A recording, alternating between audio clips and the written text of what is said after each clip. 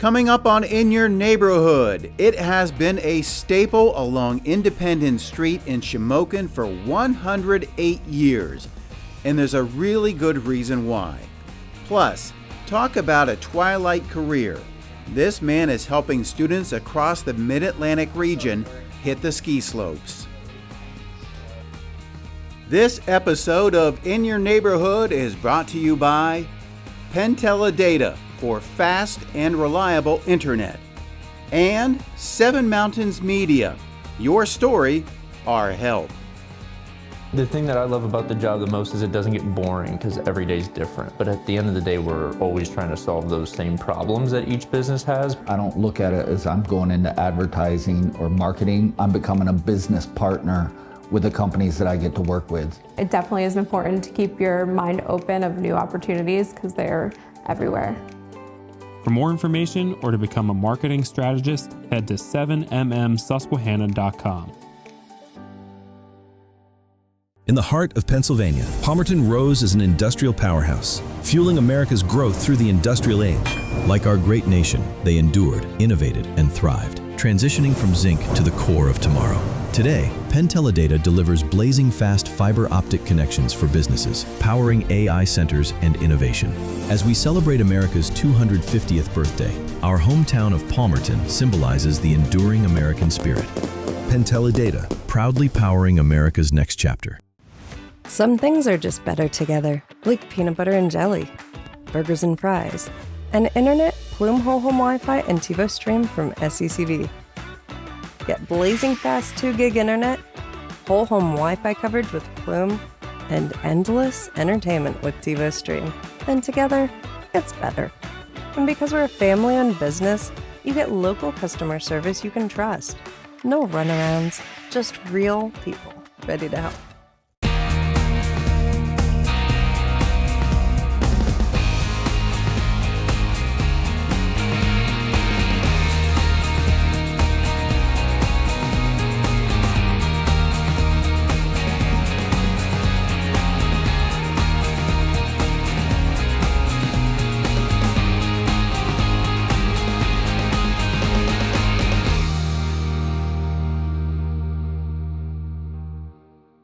Welcome to In Your Neighborhood. I'm your host, Chris O'Rourke, and I'm in downtown Shamokin at the best place to stop for character and good food. But just remember, when you place your order, it's one up, one down.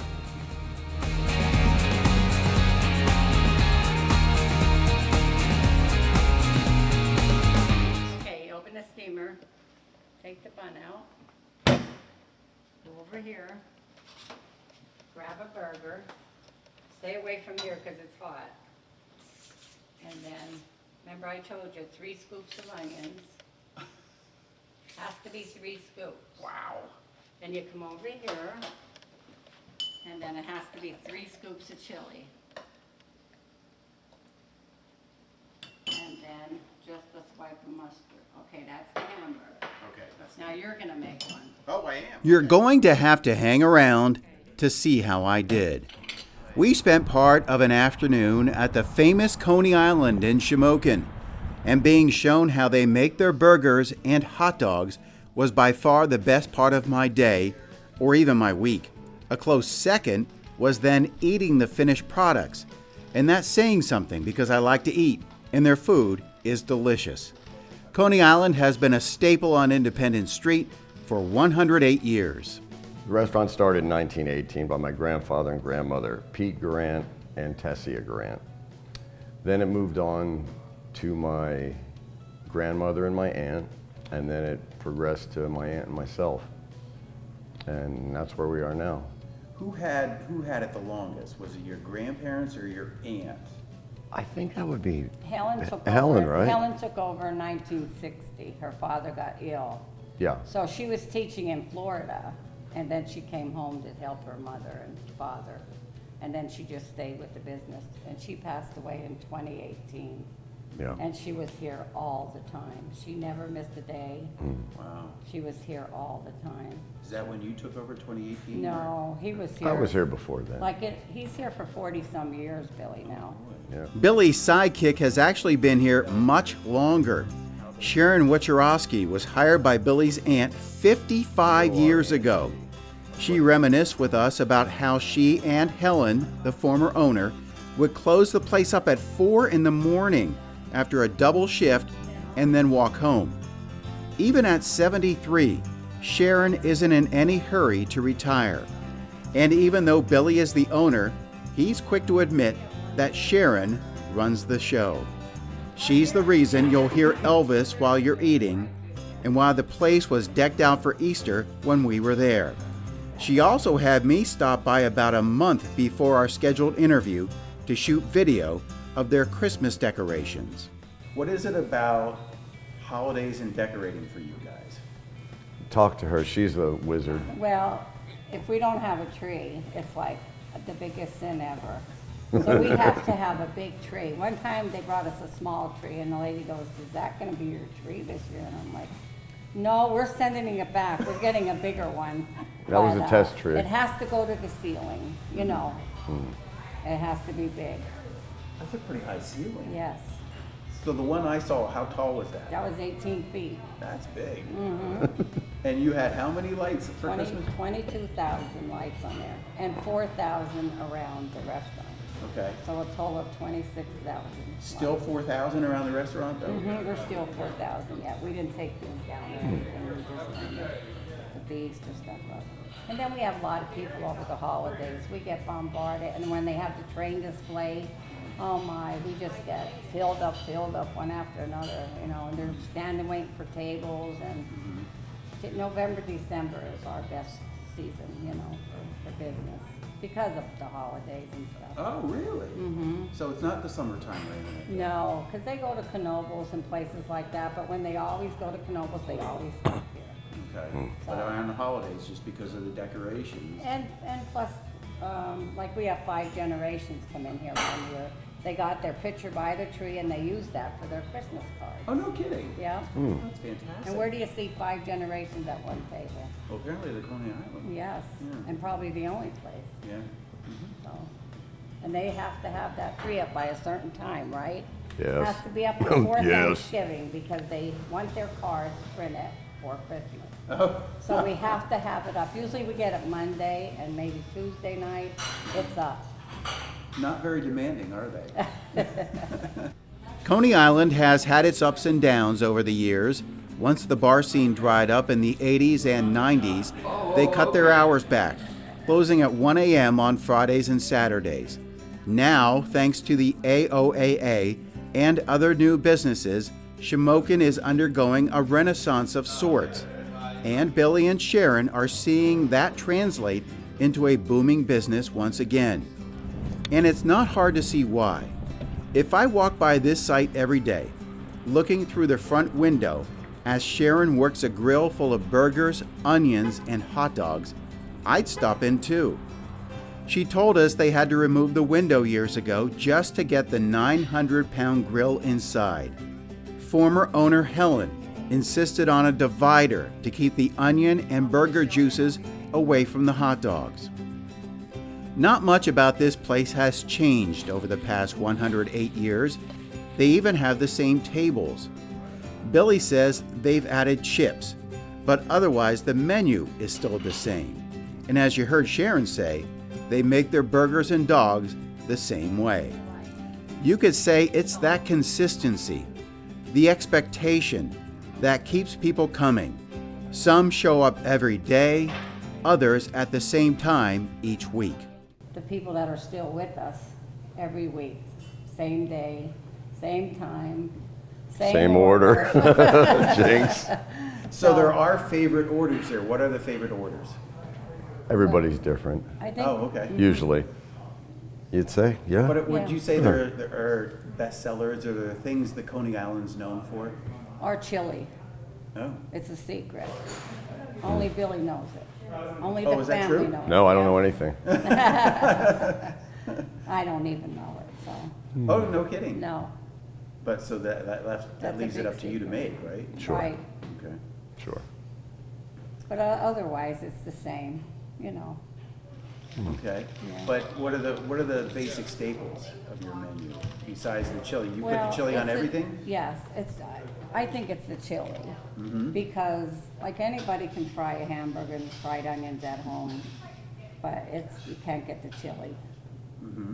And I think the people just love the chili, and I think that's what keeps them coming back. Watching videographers Dylan Lekevich and Nate Grant chow down is a testament to that. And while you're taking a break from eating, you may notice some of the other sights in here. There's quite a collection of Coney Island themed and historical artworks. Some commissioned by Helen, others donated, and some that Billy has found at auctions. The other piece of that puzzle is Sharon's personality and stamp she's put on the place. If someone brings something in, Sharon will find a place for it. There's a display cabinet full of knickknacks and collectibles that have been dropped off, along with the key to the city that they received when Coney Island turned 100. For now, you'll find Billy, Sharon, and her protege, Aubriana Bush, working here during the day, Tuesday through Saturday. They're open from 11 to 11 those days, and until 1 a.m. on the weekends. So before we wrap things up, at the beginning I mentioned one up, one down. So what does that mean? One up is a hot dog with everything, mustard, chili, and raw onions. One down is a hamburger with everything, mustard, chili, and fried onions. So now the big moment you may still be waiting for. How did I do with the burgers and dogs? Plate. Now just be careful because this gets hot, so don't lean up. I'll get out of your way here. Get through here. Okay. Might get out of your way, so get a burger. No. Wrong side. Yeah. Wow, I'm such a rookie. Okay. Okay, now, what did I tell you about the 3 scoops? With this? Okay, now, yeah. Okay. Try not to get it by the water. Try to get it where the onions are here, because we don't want a soggy bun. Right. Okay, so. 3 nice scoops. That's a little chintzy. Okay, sorry. A bigger amount. Okay. So you're gonna have to use 4 scoops, because. Okay. Okay. Well, does that make up for it? Yeah, that makes up for it. Okay. Okay, then 3 scoops, and don't ever leave that on there, because it'll be hot. Okay. Put it back here. Okay. Okay, now, Okay, 3 scoops of chili. yeah. 3 nice scoops. You know you have to eat the one you make, you know that. I do, and I'm looking forward to it. And then, yeah, And then right back here. Slap, just a slap. Not that much, no. I'm eating it, so. Like this much, okay. Okay. Yep. All right, now you have to do a hot dog. Oh, okay, cool. You gotta do hot dog. Here's one for you, Okay, and here's one for me. okay, All right. So, over here, yes, the ones in the back are more done, okay, okay, which I'm gonna get you one, okay, all right? Okay, now you have to put mustard on it first. okay, just a slap. Yep, nice, like, yeah. No. No. On top of the hot dog. Oh, Sharon, On the hot dog. That's okay, you have to learn. Okay, now, same thing, 3 scoops of onions, or chili, I mean. Okay, you do that, 3 scoops okay, of you chili. did that so quickly. Well, I have a lot of practice. I'm doing terrible. You have to make it pretty. I'm not, this That's is okay. not even remotely You'll learn. pretty. Okay, over there. Okay, Now these onions go on the hot dog. okay, got it. Same thing, 3 scoops, 1 on each end, 1 in the middle. And I always pat it down. Okay. All right, now it's your turn. One each end. Make it pretty. Yes. There's so much pressure. Yeah, this isn't nearly as good. This will be mine. That's There you go. terrible. It's not bad, Okay. and that's it. So it's not that hard. No, it really isn't. I can see with practice I might get better. Yeah, well, definitely, yeah. So obviously family lineages play a big role at Coney Island. So who comes after Billy? Well, there apparently are nieces and nephews, but they're spread about. We got to get them here and get them trained. When we come back, we'll take you to what is a seemingly unlikely place for a ski tour business, but it's actually doing really well. I love going out and meeting with different businesses and finding out how they work, where their profit margins are, what their pain points are. I just love learning, and so every day I'm learning. While it's a collaborative effort, you're also given the freedom to work at almost as a lone wolf, but then also, in a collaborative environment as well. For more information or to become a marketing strategist, head to 7mmsusquehanna.com. What is Plume? Plume spreads Wi-Fi across your entire home. Pods plug straight into the wall. No messy cables. They spread the internet from your existing modem to every corner of your home at full speed. Plume doesn't just make your Wi-Fi faster. It intelligently adapts to your environment and manages your Wi-Fi 24/7 based on insights like the number and types of devices you have connected. Plume. Worry-free Wi-Fi.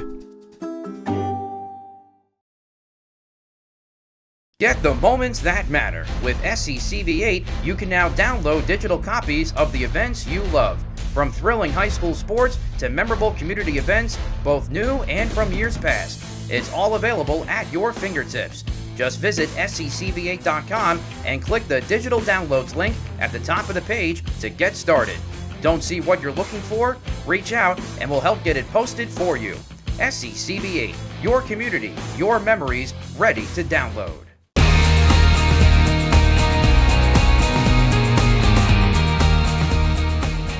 Killington, Jay Peak, Stowe, Whiteface, even Park City, and Breckenridge.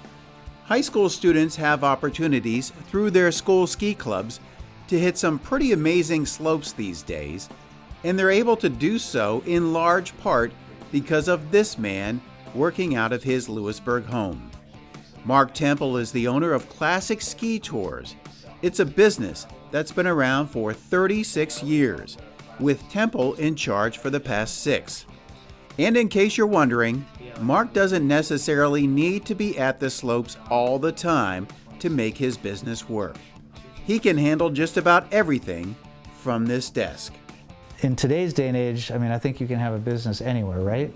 With the internet and with cell phones. I comment to Jack numerous times. He used to live in outside of Philly, Cherry Hill area in Jersey, and he had 2 boys, and his wife was a teacher, and he said every weekend he would pack them in a car and they would drive to Vermont. And he would base himself, when we were at Stowe one time, he's like, that's where the payphone used to be. And he said, I would literally just sit at that payphone making phone calls, making sure where the bus was at the hotel. So, there was no internet, there was no email back when he first started. And I was like, I don't know how you did it. Now, if there's an issue with the bus, the advisor's calling me and saying, hey, we have an issue with the bus. And it might be 1 o'clock on a Friday night, and I can call the dispatch of the bus company. But I'm like, how did you deal with that? He's like, we really didn't. It was up to the bus driver. And I'm like, so it's been, for me, it's really easy. People ask me, where are you? And I'm just like, I'm talking to you from Lewisburg, Pennsylvania, central part of the state. But most weekends, I'll, from January into mid-March, I jump in my truck and I head north somewhere and meet up with a group. I put probably close to 7,000 or 8,000 miles in just 2.5 months. One weekend trip is usually at least 1,000 miles, by the time I get up and go out to the resort or something like that. So a lot of time in the car, a lot of podcasts and books, sports talk radio. As you look outside your window at the green grass, see the sunshine, know that warmer temperatures are ahead. With all thoughts of cold and snow thankfully behind us for now, Temple is already working on next year's season. He's got a 2026-27 spreadsheet ready to go, with details on deposits, bus payments, hotel reservations, and other important items. His school client list numbers between 120 and 140 different schools, including Lewisburg, Selinsgrove, and Midwest locally. Their ski advisors are getting an email from him telling them that now would be a great time to start planning for next year. One school has already committed to a 3-day trip to Killington in February. Temple already knows hotel and bus pricing, but can't give them lift ticket costs yet.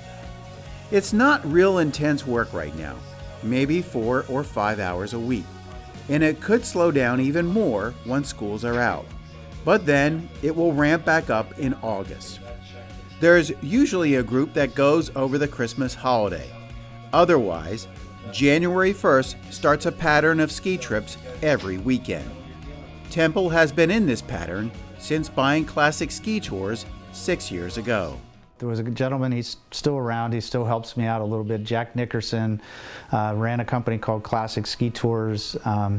When I was in Lancaster County teaching down there, I just got a flyer in the mail to a school, and about 80% of our business is high school ski clubs. And so I got a flyer, and some kids had approached me because before I became a teacher, I actually was a ski bum for one season out in Colorado. And a lot of fun. Highly recommend it. But the kids were like, "Oh, you're a skier, like we have a ski club, but we just go locally. Do you think you could take us someplace bigger?" So I had gotten this flyer, and I contacted Classic, and basically I told them where we were interested in going, the dates, and the company takes care of everything, like setting up the bus, setting up the lift tickets, setting up the lodging, the restaurants, rentals if they're needed. So in my 30 years of teaching, every place I was, I ran the ski club and as an advisor, and I think out of the 30 years, I think there were 27 trips that I used Classic Ski Tours. There was a couple that I did on my own, and I realized it's a lot better to have somebody else do it. So yeah, it ended up in, it was the late fall of 2018. The gentleman Jack had told me he was thinking about selling the business, and the wheels really started turning. I was at year 29, and I finally, with the support of my wife, my personal banker, she works for Fulton Bank, but she said, "Yeah, I think we can do this." And so the following summer, in the summer of 2019, I had talked to Jack about it. Said if you could do one more year, then I would have my 30 years, which is not quite full retirement, but I was also turning 55, so I wouldn't take too much of a penalty. He agreed, so I had given him a good faith deposit. But yeah, I officially bought the business on May 1st of 2020, right in the throes of COVID. So not the best time to buy a travel company. So, not at all. But yeah, that's the relationship. I had known Jack for 20 plus years, and just really good guy. But I figured I did a lot of our trips locally on my own. Why not try doing it for other people as well? He says that first year, with COVID as a factor, was rough. Resorts were calling him for business. But the next year, he had 35 to 40 groups, with each year building on those numbers to the point that he now averages 60 to 70 groups a season. Over the past 3 years, he's helped 2,900 skiers get to a mountain someplace. Most of the time, it's to Vermont, places like Killington and Jay Peak. But they've also hit places in New York State, like Gore Mountain and Sunday River in Maine. They've even traveled out west to mountains in Wyoming and Utah, and over to Europe. His busiest weekend last year had 11 groups going somewhere. And no, Mark can't be at 11 places at once. He has a group of ambassadors to help him out. They're retired teachers who usually ran their ski clubs. Some have been with Classic Ski Tours for over 30 years. In some cases, they'll ride buses with the groups, but most often meet them at a mountain. Mark covers their lift tickets, gas, and tolls to get there. It's all part of the package when you hire Classic Ski Tours. You send me an email or you call me, and like I said, you tell me the dates you want to go and where you're interested in going. And what I do then is I start to research. I get all the info from the resorts. Like I have, depending on where you're located, I have probably 18 to 20, if not more, different bus companies that I use. So based on, like, if you're in Western New York, I know that I'm going to call, Scenic Niagara, or I'm going to call the Finger Lakes Tours. If you're in Central New York, it could be Wade, it could be Brown. If you're in Jersey, I got Boom Boom Boom. Pennsylvania, I got Boom Boom Boom. So I send them an email saying, like, hey, I have a group, they're interested in going, and I give them kind of a little outline of, they would leave around noon, they'd leave the resort at 3 or 4 o'clock on Sunday afternoon, and most of our trips are leave on a Friday, come back on a Sunday, 2 days of skiing for the high school groups that way. But there are some high schools where they work it around, they might have a day off in the middle of the semester break, so they might take they might leave on a Thursday because they have Friday off and they get 3 days of skiing, so it's a little bit more expensive. But then I call the hotel and I ask, like, hey, do you have, we usually average for a bus 17 to 18 rooms, and do you have this many rooms available for that weekend? What's the rate going to be? Make sure I know the tax rate, because every state is different with their tax rate. Then I'll get lift ticket pricing from the resorts that they're interested in going to. With the high school group, we usually have to set up a meal on Saturday evening. The hotels usually accommodate the breakfast, so I have some different restaurants based near the hotel. So you're usually within a 10 or 15 minute ride on the bus to get to the restaurant to have dinner on Saturday night. And like, I have some groups that they want to go bowling on Saturday night, just something different. I have a group that they do rock climbing every year at a indoor facility in Vermont, and it's just to give the kids something else to do instead of just hanging out in the hotel. But yeah, then just set up, anything. If somebody needs rentals, like, we'll give them links through the resort. Here's how you get your rentals. If you want lessons. So yeah, I take care of everything from the time the bus pulls up until the time the bus drops them off. Mark has been skiing since 6th grade, about 48 years ago. His dad took him and his sister to what was then called Oregon Hill and is now called Ski Sawmill, northwest of Williamsport. He went on to get his degree at Shippensburg and taught for 30 years, with the last 15 at his alma mater, Lewisburg. These days, he's dealing with a lot less stress than when he was teaching, and told us he's comfortable where his business is right now. While schools make up 80% of Classic Ski Tour's client list, he's also begun to work with adult groups, like ski clubs or ski councils, all while sitting next to a wall decorated with the majority of the ski resorts he's been to. I'm sure you never imagined yourself as a youngster skiing, running a business that would involve skiing. This is like the ultimate dream for you. It really is. It's been, a friend of mine said it's my twilight career, which I kind of liked, because I did something for 30 years. And so I'm 6 years in. I told my wife, give me 10 years and see where I am. Mark is content with his ski tour business for now, but is considering adding mountain biking tours in the future. You'll have to check out his website for more. Speaking of websites, check ours out along with our Facebook page, and also go to YouTube and search SECV8. If you have a segment idea, you can email us at IYN@SECV8.com. And that's going to do it for us. I'm your host, Chris O'Rourke. Thanks for tuning in, and we'll see you again next time, maybe from in your neighborhood.